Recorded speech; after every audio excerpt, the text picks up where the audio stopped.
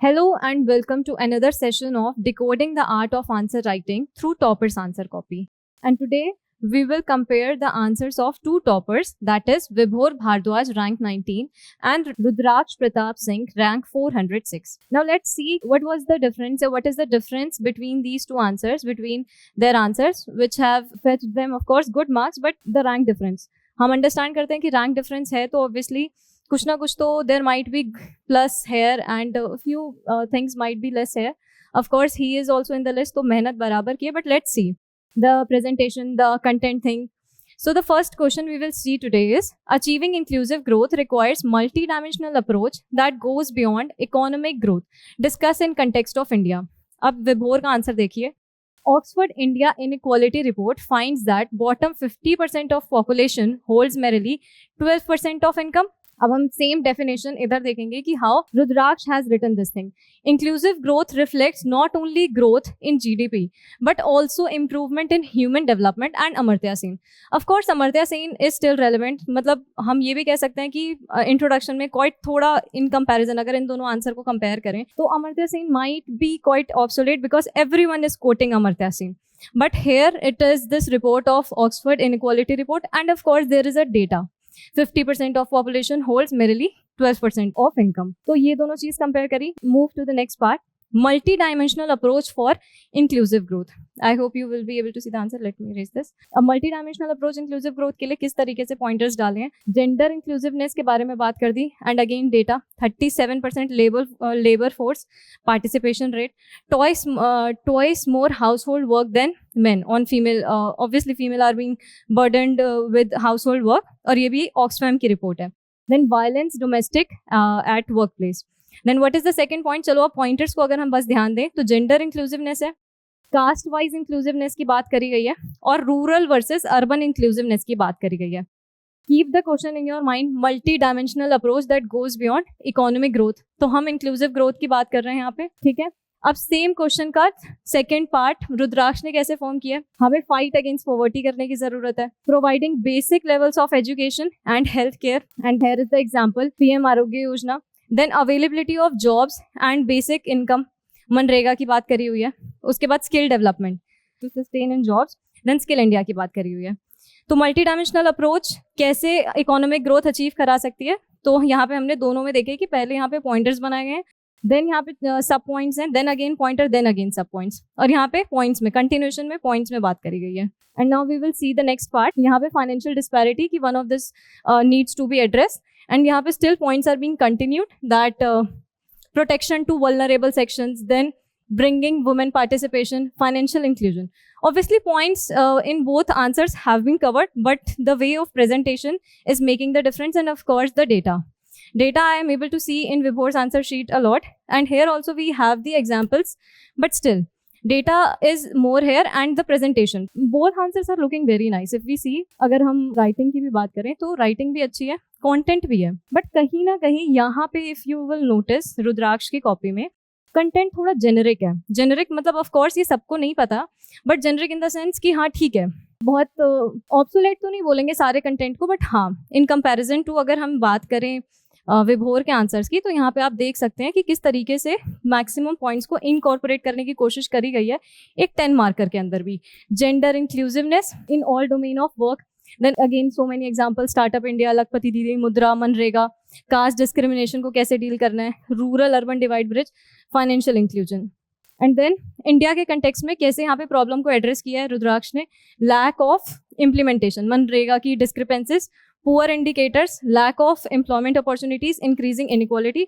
And 10 यहाँ पे conclusion है. The plus point I am able to see in Rudraksh copies, यहाँ पे कंक्लूजन है, बट यहाँ पे कंक्लूजन नहीं है.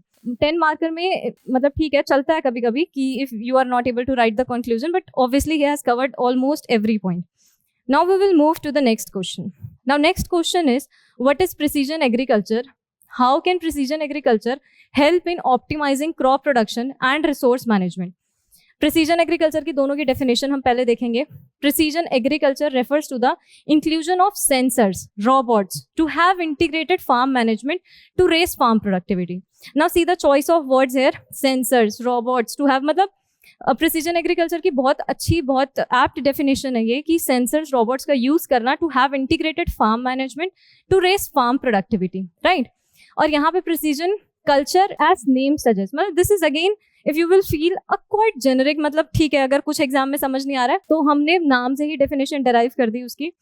तो precision culture as name suggest is correct and appropriate use of inputs, fertilizers, water etcetera to produce crops. आप खुद दोनों की डेफिनेशन में डिफरेंस देख सकते हैं। नाउ नेक्स्ट थिंग देखो, प्रिसीजन एग्रीकल्चर का मेथड ही डिस्क्राइब कर दिया, और वो भी इतने अच्छे फ्लो चार्ट फॉर्म में कि ड्रोन्स जो हैं are use for data gathering, then seed dispersal के लिए, पेस्टिसाइड स्प्रे के लिए, ये सारा डेटा कलेक्ट होके formation of agri stack and farm stack होता है, जो ऑब्वियसली रिसर्च एंड डेवलपमेंट में यूज होता है।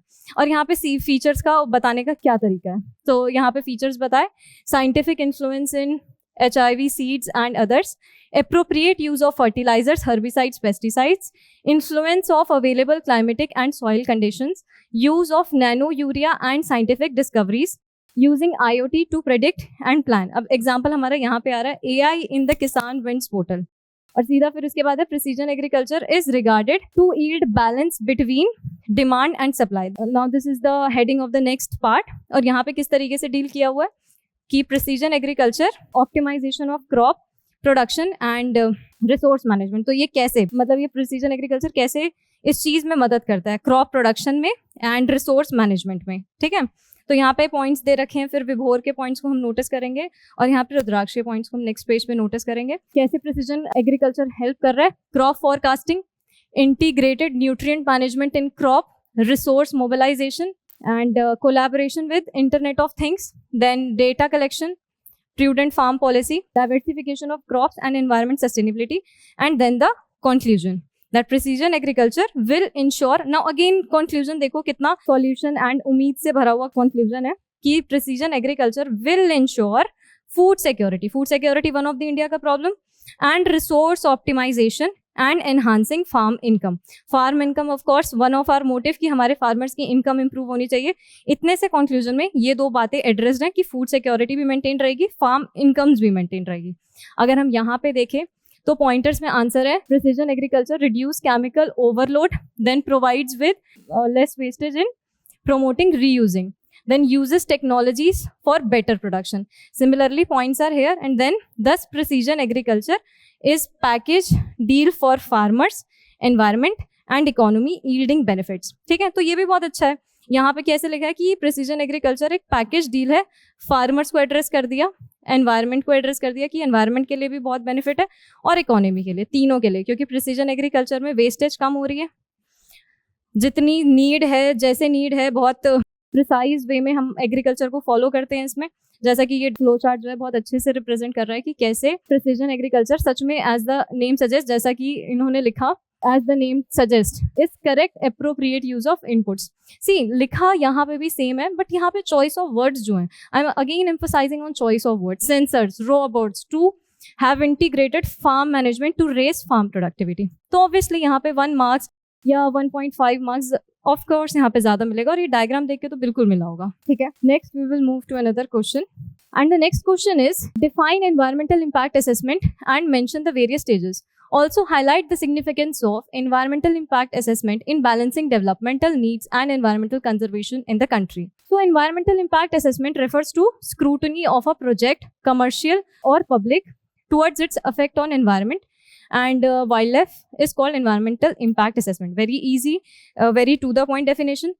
यहाँ पे रुद्राक्ष ने क्या लिखा है, environmental impact assessment got its genesis with environmental impact act 2005। यहाँ पे मैंने पहले लिखा था कि इन्होंने हिस्टोरिकल बैकग्राउंड से स्टार्ट किया है, मतलब there is some what we say that templates कि either we start from historical background, या तो हम हिस्टोरिकल बैकग्राउंड से स्टार्ट करते हैं, या हम कभी कोटेशन से स्टार्ट करते हैं, डेटा से स्टार्ट करते हैं हम अपने आंसर्स को, ठीक है। और अगर हमारे पास इन तीनों में से कुछ भी नहीं है तो सिंपल डेफिनेशन से स्टार्ट करते हैं। तो अगर हम यहाँ पे देखें तो हिस्टोरिकल बैकग्राउंड है, और अगर यहाँ पे देखें तो डेफिनेशन है, ठीक है।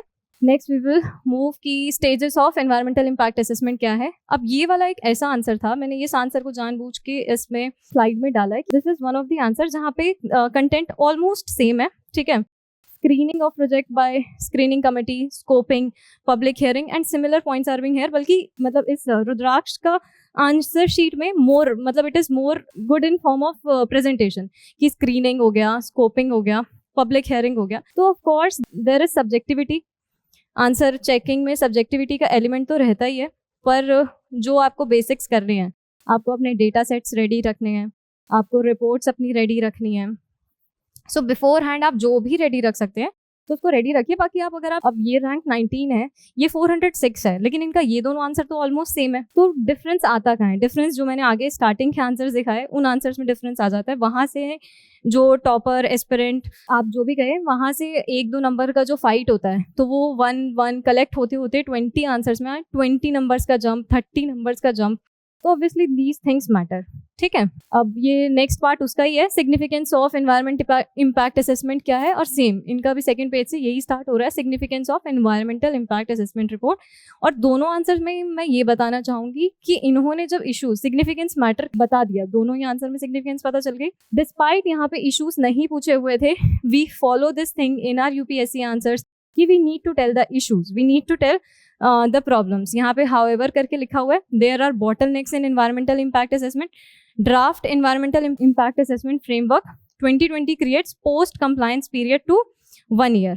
सिमिलरली यहाँ पे 4 इशूज मेंशन है, यहाँ पे भी मेंशन है कि एनवायरमेंटल इम्पैक्ट असेसमेंट में प्रॉब्लम क्या है. ऑफ कोर्स ये 10 मार्कर था, तो छोटा सा कंक्लूजन. दस environmental impact combines goal of both participative and pro environment. यहाँ पे चॉइस ऑफ वर्ड्स बहुत अच्छा है, participative and pro environment public policy making. Similarly, EIA must be followed in letter and spirit, considering recent natural havocs. तो ये भी बहुत अच्छा आंसर है कि हमने यहाँ पे चीज़ को मेंशन किया कि एनवायरमेंटल इम्पैक्ट असेसमेंट को मेंशन फॉलो करना बहुत ज़रूरी है, क्योंकि इतने ज़्यादा अब नेचुरल हेवॉक्स होने लग गए, इतने ज़्यादा नेचुरल डिजास्टर्स होने लग गए हैं. तो यहाँ पे अगेन हमने एक सॉल्यूशन, नॉट सॉल्यूशन बट एक अच्छे नोट पे कंक्लूड किया कि EIA की गाइडलाइंस को फॉलो करना इज वेरी इंपॉर्टेंट. क्यों इंपॉर्टेंट? क्योंकि नेचुरल हेवॉक्स हो रहे हैं. यहाँ पे सिंपल सा है कि goal of both participative and environmental public policy. Fine, I hope this session was useful for you, and ya, this was for today. Thank you.